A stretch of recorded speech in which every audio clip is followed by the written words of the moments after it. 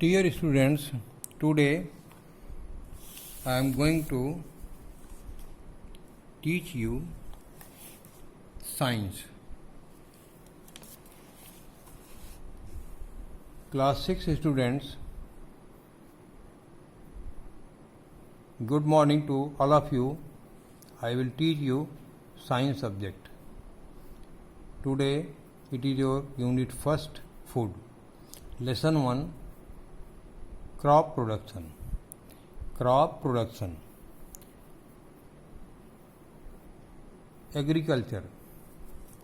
Agriculture. Agriculture, the science that deals with the growth of plant and animals for human use, is called agriculture. Plant और animal का growth human purpose के लिए जो हम करते हैं उसको हम कहते हैं एग्रीकल्चर. इसमें प्लांट भी आ रहा है, एनिमल भी आ रहा है. प्लांट्स आप जानते ही हैं, वीट है, राइस है, पल्सेस है. एनिमल भी एग्रीकल्चर में आता है, जिसको अलग से हॉर्टिकल्चर भी कहते हैं. एनिमल्स के अंदर आपका पोल्ट्री आएगा, बी आएगा, फिशेस आएंगी, पिग्स आएंगी. ये सब एनिमल्स आते हैं एग्रीकल्चर में. Agriculture world's largest and most important industry है. ये 10,000 साल पहले इसकी शुरुआत हुई. आप सोचिए, सबसे पहले जब हमें खेती करना नहीं आता था, हम जानवर नहीं पालते थे, हम मकान नहीं बनाते थे, आग का आविष्कार हुआ नहीं था, उस समय क्या पोजीशन रही होगी. पूरी पृथ्वी जंगल था. उसी जंगल में जैसे एनिमल रहते थे वैसे हमारे पूर्वज भी रहते थे. खेती नहीं करते थे तो खाते क्या थे? ईश्वर द्वारा प्रदत्त फल फूल जो मिलता था वही खाते थे. जंगलों में रहते थे. आग का आविष्कार था नहीं तो पकाते नहीं थे, जो जैसे मिले वैसे खाते थे. जानवर पालते नहीं थे. तो इस तरह से 100 वर्ष तक जीते थे वो, क्योंकि प्राकृतिक भोजन पर डिपेंड थे. और हमारे देश में गरीबी थी पहले. और 1960 से स्टार्ट हुआ एग्रीकल्चर में विकास, डेवलपमेंट. इसको हम कहते हैं एग्रीकल्चर रिवोल्यूशन या ग्रीन रिवोल्यूशन. 1960 से काफ़ी उन्नति हुई एग्रीकल्चर में, क्योंकि हम यूज करने लगे variety of plants, animals, fertilisers, pesticides जो कंट्रोल करते हैं डिजीज लगने पर फसलों में. मशीन्स आ गए सब. ट्रैक्टर है, थ्रेशर है, ट्यूबवेल्स हैं, सबमर्सिबल्स हैं. ये सब काफ़ी मात्रा में बढ़े और प्रोडक्शन ऑफ सेवरल टाइम्स, अनाज का प्रोडक्शन कई गुना बढ़ गया.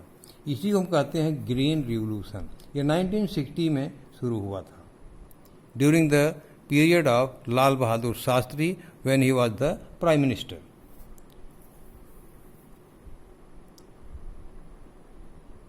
Crop plants. एग्रीकल्चर में crop plants. Crop plants grown in large quantity in a field. Field में प्लांट्स को जब हम लार्ज क्वांटिटी में ग्रो करते हैं उसी को हम कहते हैं क्रॉप. वीट क्रॉप है, राइस क्रॉप है, मेज क्रॉप है. The product of cultivated plant is called crop product. In crop से जो हमें प्रोडक्ट मिलता है उसको हम क्रॉप प्रोडक्ट्स कहते हैं. जैसे हमने अगर व्हीट बोया राइस लगाया तो हमें सीरियल्स मिला, अनाज मिला। फल वाले पौधे लगाए तो फ्रूट्स मिला। वेजिटेबल वाले पौधे लगाए तो वेजिटेबल्स मिला। तो सीरियल्स ये न्यूट्रिशियस सीड हैं क्रॉप के, जैसे राइस, व्हीट, मेज, ज्वार, बाजरा, इसमें काफ़ी न्यूट्रिशियस वैल्यू होती है इनकी। इनको हम सीरियल्स कहते हैं।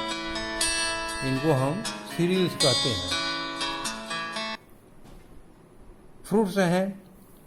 फ्रूट क्या होता है? ये सीड बियरिंग राइपेंड ओवरी होती है। ओवरी हिंदी में इसको अंडाशय बोलते हैं।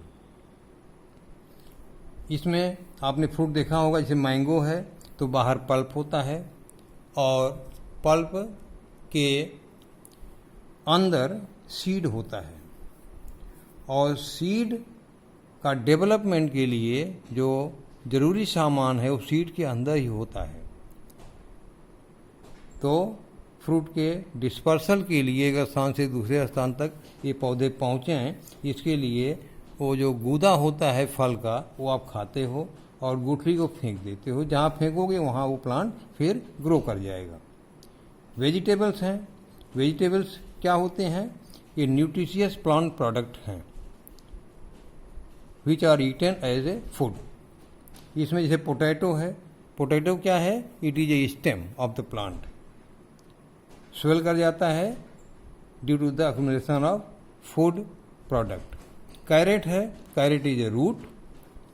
स्पाइनच है, लीफ है। कॉलीफ्लावर, गोभी जिसको बोलते हैं, ये फूल है। Brinjal, it is a fruit. Thus you can see that we are eating each and every part of the plant for our food. अब क्रॉप्स, टाइप्स ऑफ क्रॉप। हमारे देश में कौन कौन सी क्रॉप्स होती हैं? जैसे खरीफ की क्रॉप है, रबी की क्रॉप है। ये दो क्रॉप्स होती हैं, खरीफ और रबी। खरीफ क्रॉप जो है ये लगभग जून के महीने में बोई जाती है और अक्टूबर में इसकी कटाई होती है। अक्टूबर में जैसे राइस है, मेज है, पल्सेस है। पल्सेस में दाल वाले पौधे, मेज मक्का आप जानते ही हैं, राइस चावल। ये खरीफ की फसल हो गई।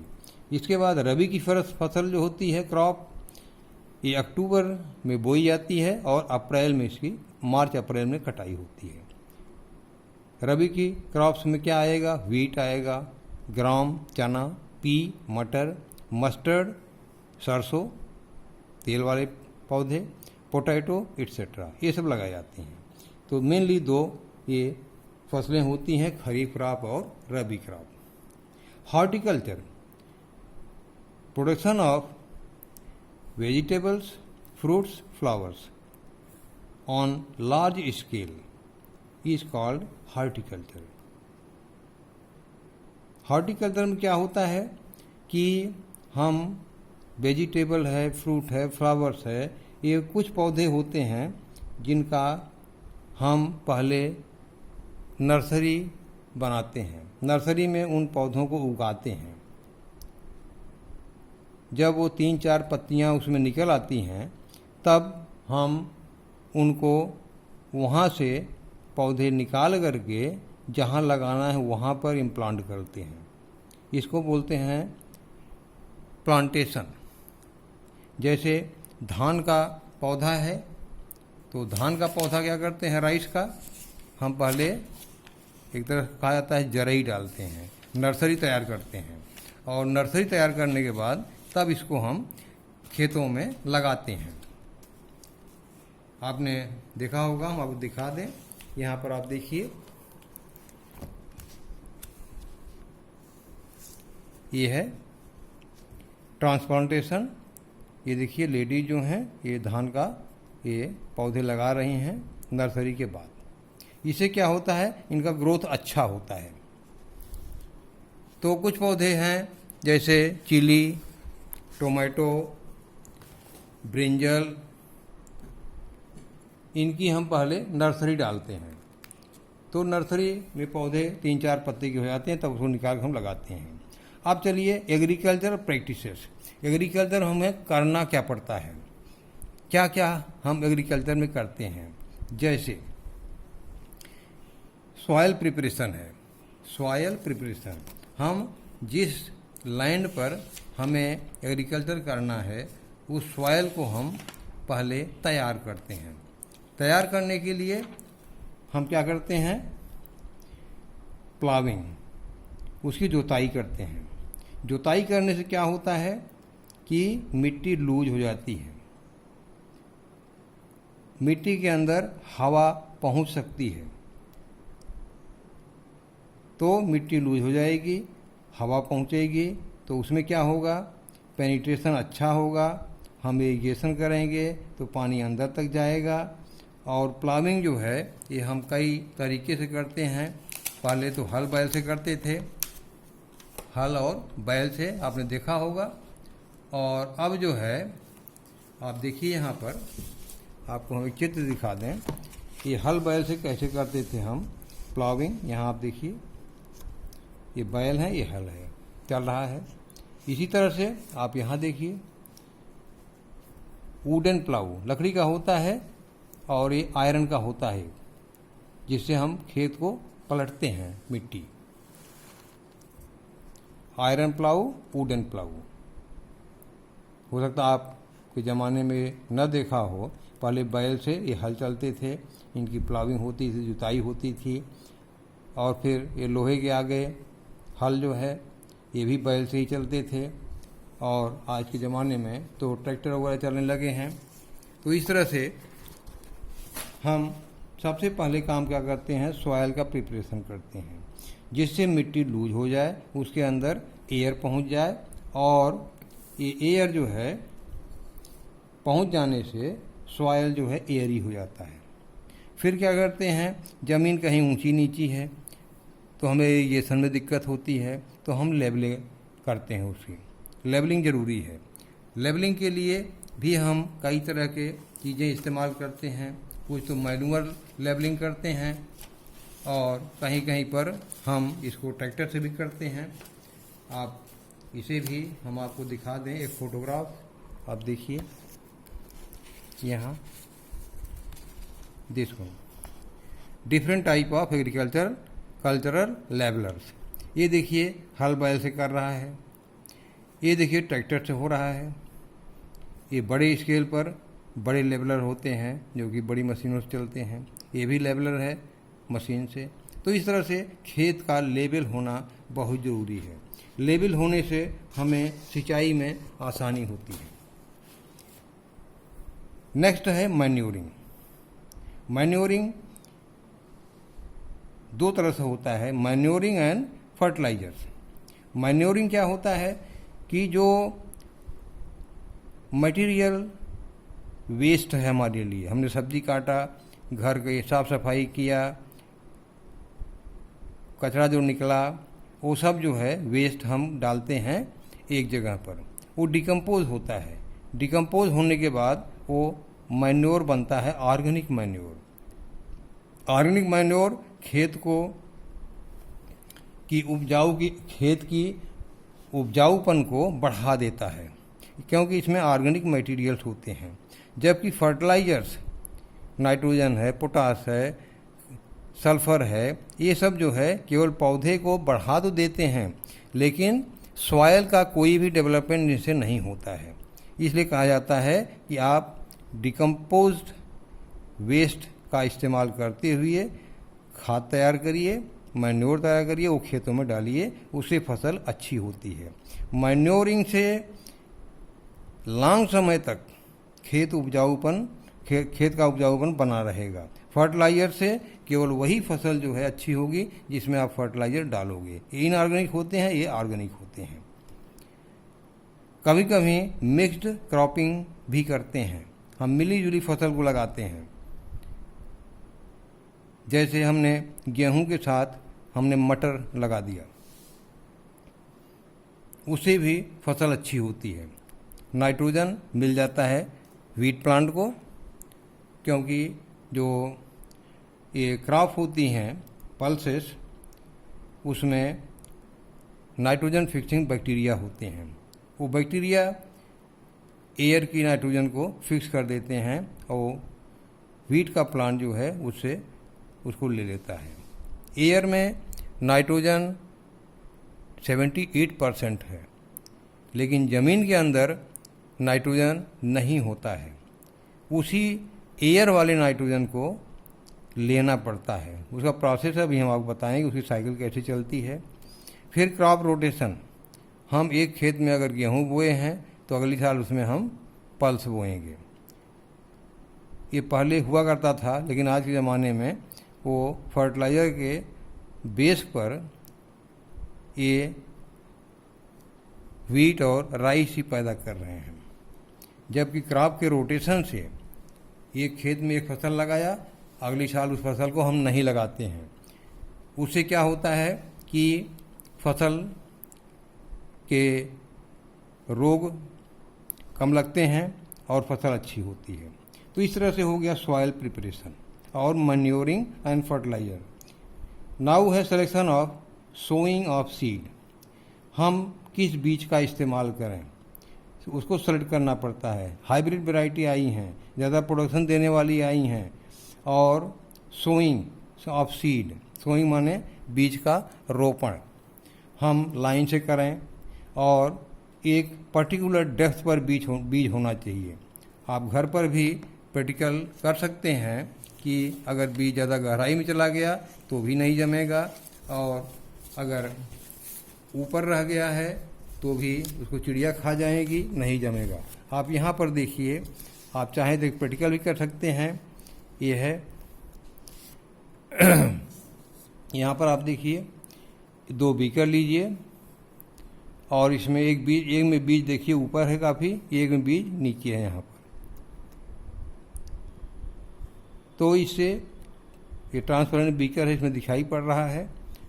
तो आप देख सकते हैं कि बीज हमारा जो ज़्यादा ऊपर रहेगा वो भी नहीं ठीक है, ज़्यादा नीचे है वो भी नहीं ठीक है।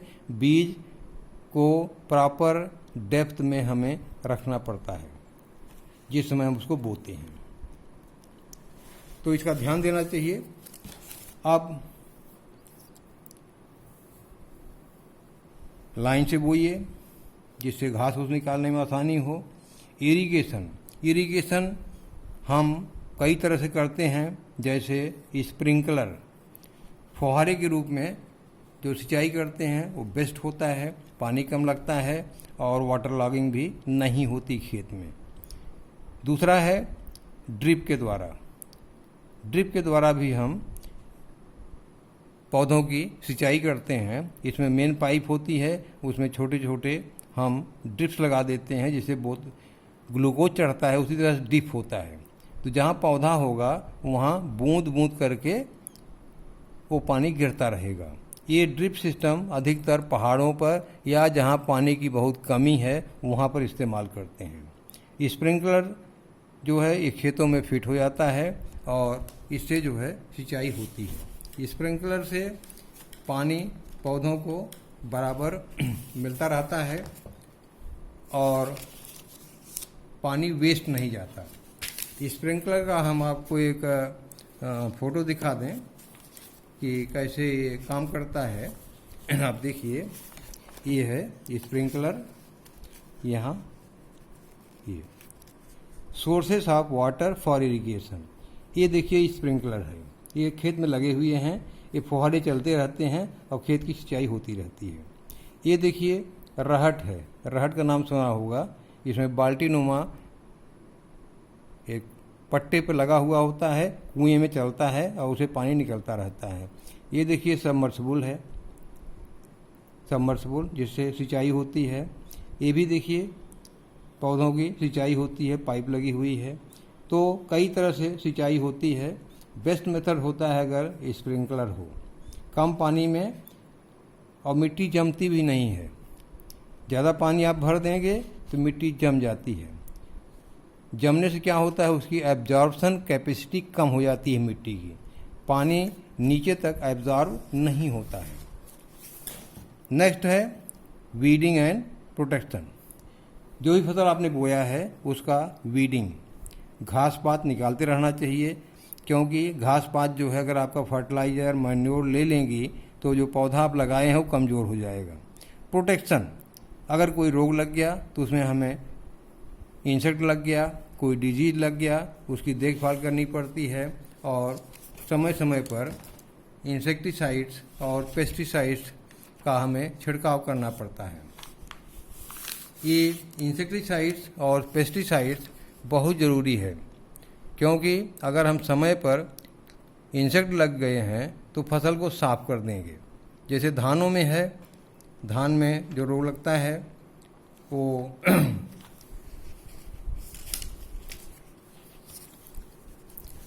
धान की फसल को बर्बाद कर देता है और हम धान की प्रॉपर उपज नहीं प्राप्त कर पाते।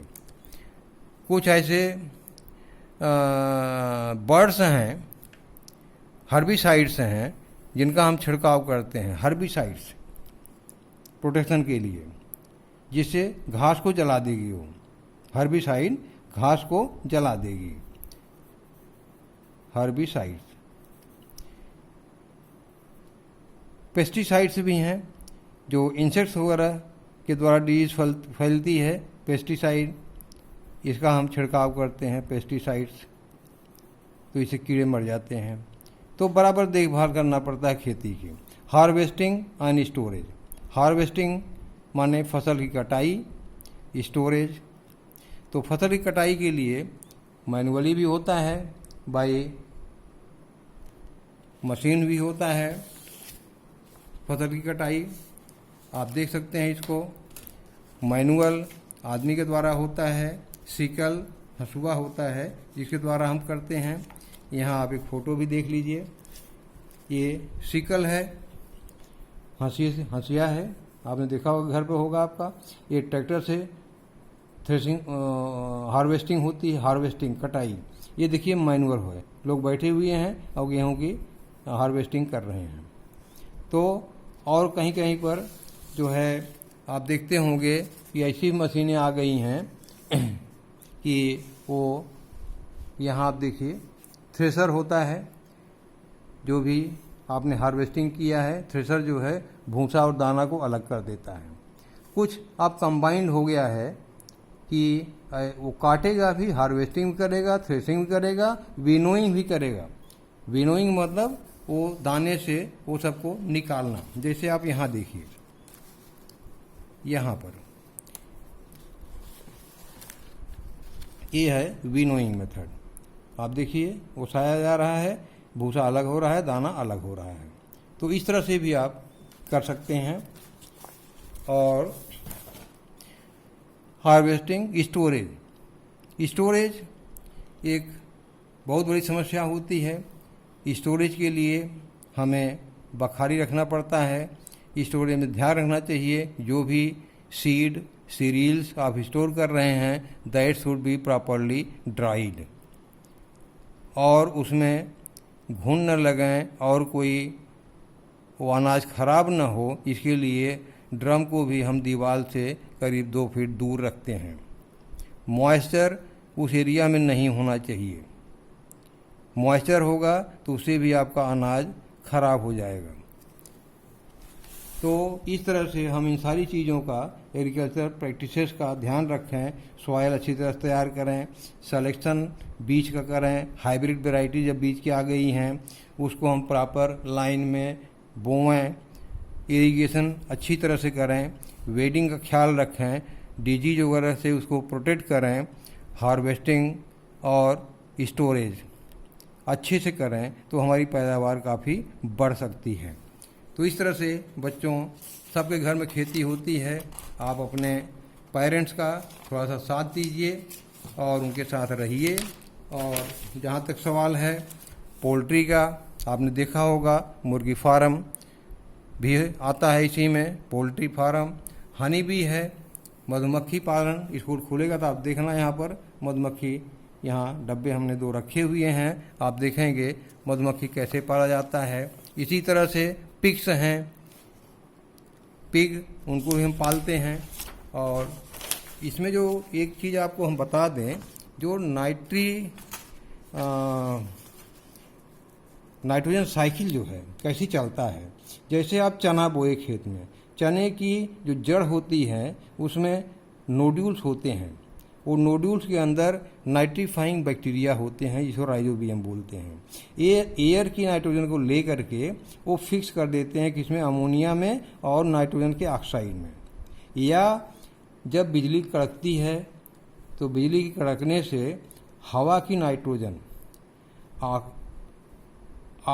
हाइड्रोजन से मिलके अमोनिया बनाएगी और ऑक्सीजन से मिलके नाइट्रोजन का ऑक्साइड बनाएगी और ये ज़मीन के अंदर आता है। इसको पौधे इस्तेमाल करते हैं।